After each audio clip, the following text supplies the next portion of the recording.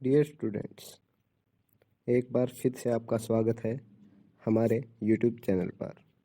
आज हम आप लोगों के लिए लेकर के आए हैं चौधरी देवीलाल विश्वविद्यालय सिरसा के लिए जो बीएड सेकेंड ईयर के स्टूडेंट्स हैं उनके एग्ज़ाम शुरू हो रहे हैं अगस्त में।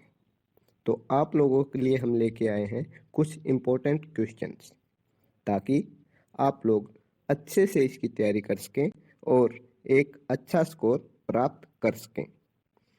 और साथ ही अगर आपको यह वीडियो पसंद आती है तो आप लोग हमारे चैनल को शेयर करें, सब्सक्राइब करें और लाइक कीजिए। ये अब हम शुरू करते हैं हमारी वीडियो को। फर्स्ट यूनिट का सिलेबस आप लोगों के स्क्रीन के ऊपर है। तो पहला टॉपिक है knowledge, its concepts, types and sources.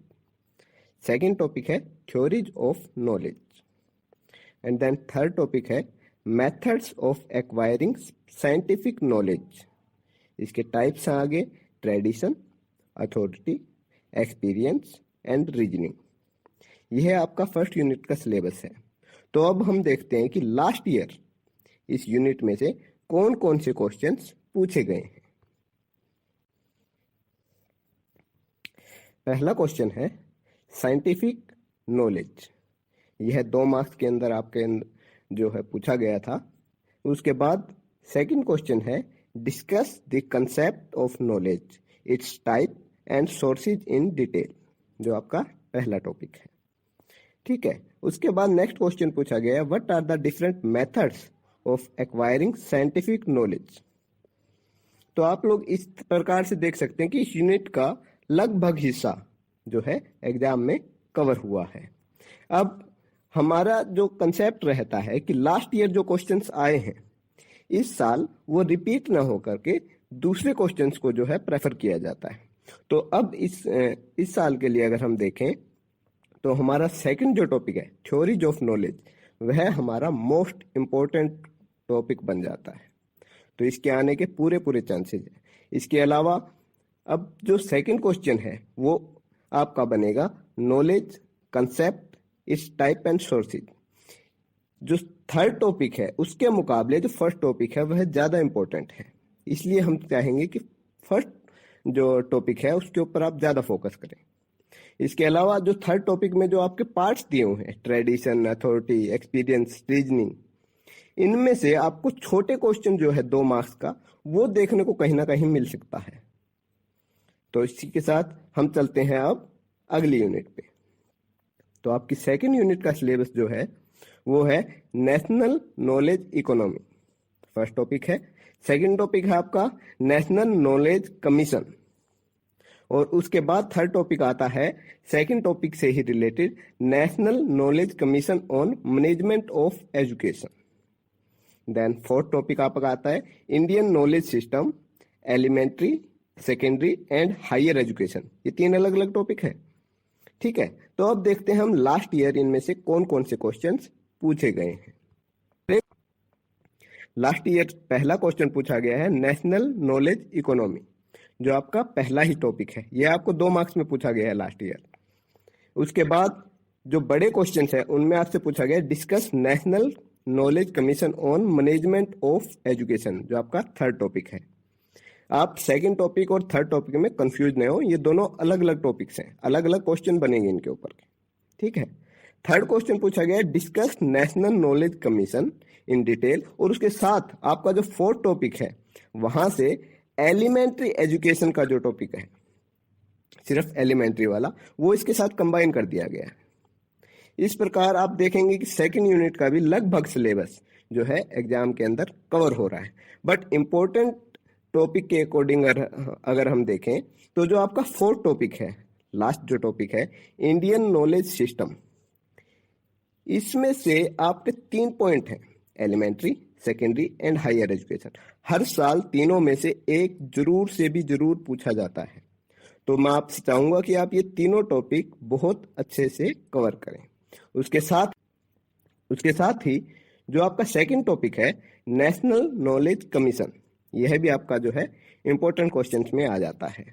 But अगर हम छोटे क्वेश्चंस की बात करें तो आपका जो फर्स्ट टॉपिक है लगभग हर साल फर्स्ट टॉपिक में से आपको छोटा क्वेश्चन देखने को मिलता है 2 मार्क्स के अंदर। तो आप ये 3 टॉपिक अच्छे से कवर करके जाएं ताकि आप एग्जाम की सेकंड यूनिट को आप अच्छे से कवर कर पाए। अब चलते हैं हम हमारी नेक्स्ट यूनिट पे, यूनिट थर्ड। यूनिट थर्ड का सिलेबस जो है वो आपको स्क्रीन पे दिखाया गया है। Curriculum, meaning, importance and bases of curriculum. Curriculum development, इसी के अंदर इसके पार्ट्स दिए हुए हैं, डिफरेंट पार्ट्स दिए हुए हैं। Concept, need and importance of curriculum development, principle of curriculum development, factors affecting curriculum development, उसके डिफरेंट फैक्टर्स है, फिलोसफिकल है, सोशल है, ठीक है।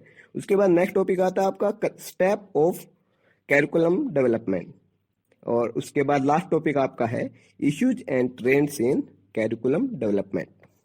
अब हम देखते हैं लास्ट ईयर इनमें से कौन कौन से क्वेश्चंस पूछे गए थे। फर्स्ट क्वेश्चन जो 2 मार्क्स में आपका पूछा गया था, psychological factors of curriculum development, ठीक है। और उसके बाद है इंपॉर्टेंस ऑफ कैरिकुलम डेवलपमेंट, ये भी 2 मार्क्स में पूछा गया था। थर्ड यूनिट से लास्ट ईयर 2 क्वेश्चन पूछे गए थे 2 मार्क्स में, ये ध्यान दीजिएगा, ठीक है।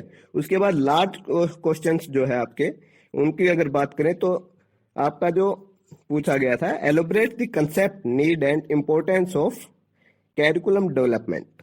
जो ये है छोटे मार्क्स में जो पूछा गया इंपॉर्टेंस ऑफ कैरिकुलम डेवलपमेंट, उसमें सिर्फ इंपॉर्टेंस पूछी गई थी, बट जो बड़े में पूरा पूछा गया concept, need and importance of curriculum development.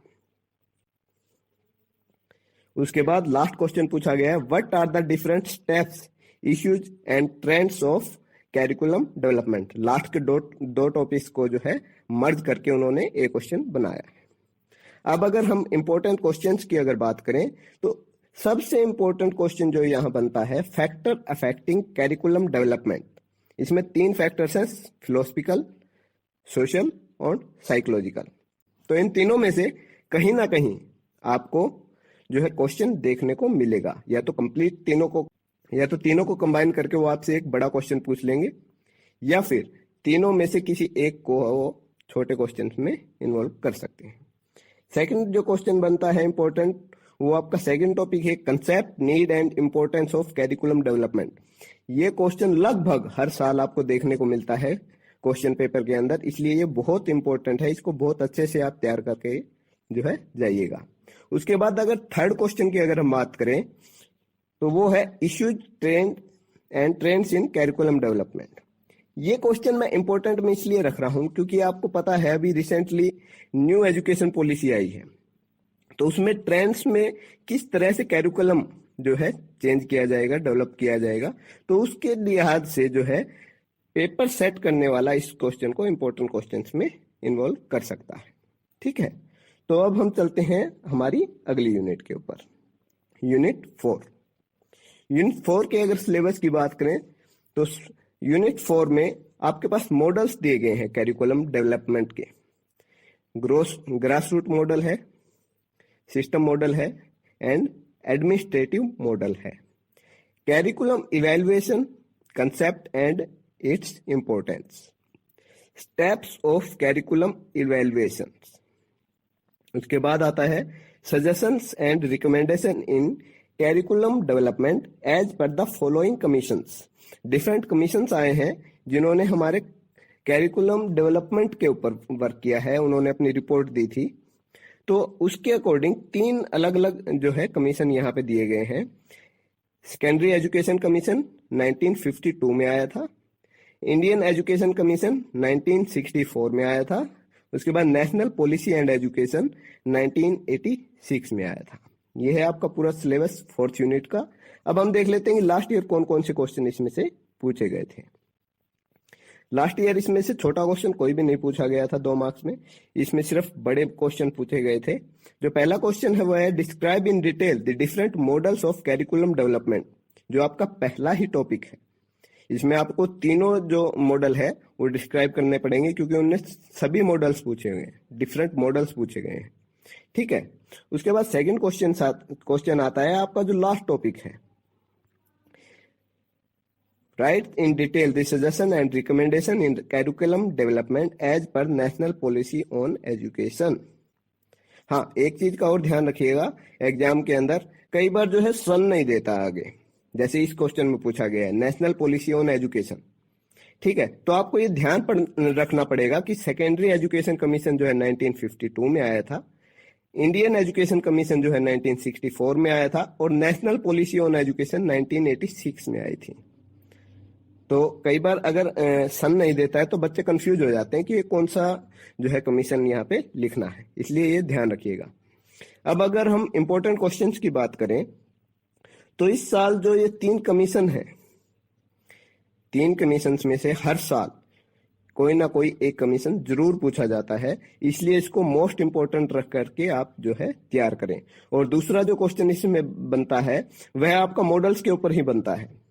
जो ये 3 मॉडल्स दिए गए हैं, तीनों मॉडल्स पूछ लेगा या फिर तीनों में से कोई एक मॉडल पूछ लेगा। इस तरह से वो जो है ये 2 क्वेश्चन जो है मोस्ट इंपोर्टेंट जो है काउंट होते हैं। इसके साथ ही अगर आप देखें तो कैरिकुलम इवेल्युएशन का जो है क्वेश्चन है, क्योंकि ये इसका जो 4th यूनिट का है वो बेसिक यही है कि कैरिकुलम इवेल्युएशन, तो इसके ऊपर ये पूछ सकता है, कंसेप्ट या इंपॉर्टेंस में से छोटे क्वेश्चन में पूछ सकता है। बड़ा क्वेश्चन तो मुश्किल आएगा इसमें, बट छोटे क्वेश्चन में ये पूछ सकता है। तो इसी के साथ विदा लेते हैं साथियों। उम्मीद करते हैं कि आप लोगों का पेपर अच्छा जाए और आप अच्छे मार्क्स लेकर के अपनी बीएड की डिग्री उत्तीर्ण करें। तो साथियों धन्यवाद। अगर आपको वीडियो अच्छी लगे तो इसे लाइक कीजिए, शेयर कीजिए और सब्सक्राइब कीजिए। जल्द मिलते हैं दूसरे एग्ज़ाम के इम्पोर्टेंट क्वेश्चन के साथ। धन्यवाद।